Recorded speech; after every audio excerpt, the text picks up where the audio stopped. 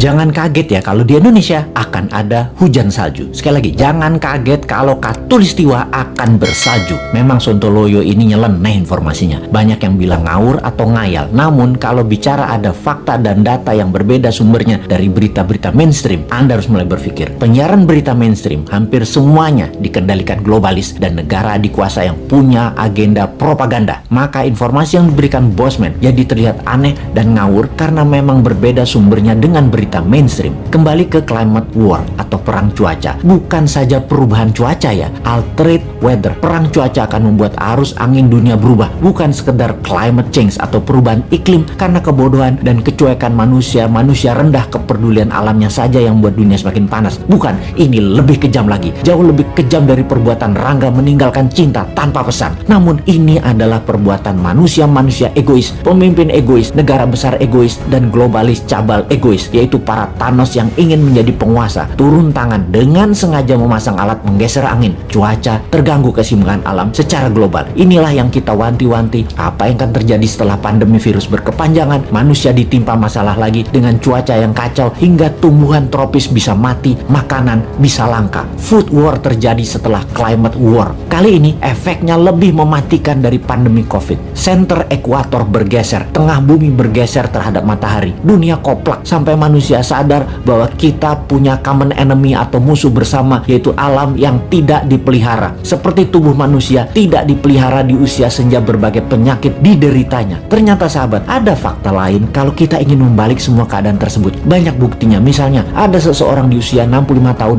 baru mulai hidup sehat. Di usia 80 tahun usia biologisnya, tetapi body age-nya seperti orang berumur 30 tahunan karena dirawat dengan baik walaupun mulainya dari umur 65. Dia makan sehat, olahraga, dan lain sejenisnya. Sekali, padahal selama 65 tahun hidupnya berantakan, namun ketika diputuskan berubah 180 derajat, balik arah, semua bisa jadi muda lagi, sehat lagi. Dunia pun sama. Selama ini dunia tidak dirawat oleh manusia, maka penyakit bumi itu banyak. Hal inilah yang membuat bumi menua dengan cepat dan menjadi renta. Tapi bukan tidak bisa disembuhkan. Bisa, selama kita semua sepakat berjuang memperbaiki. Indonesia di tahun 2045 adalah pemimpin yang akan memimpin perbaikan alam dunia ini semua. Untuk itu, New Mind selama 24 tahun ke depan hingga tahun 2045 akan pegang kendali utuh, menyelesaikan masalah dalam negeri dan luar negeri, menyetop kegilaan Amerika dan Tiongkok, serta menyetop globalis cabal. Ini bukan impian kosong. Ini mungkin impian segelintir orang awalnya. Namun ketika 1 juta orang percaya, akan jadi collective belief. Ketika 10 juta orang pertama, kekuatan keyakinan makin besar. Dan ketika 100 juta orang percaya, maka Indonesia akan bergetar.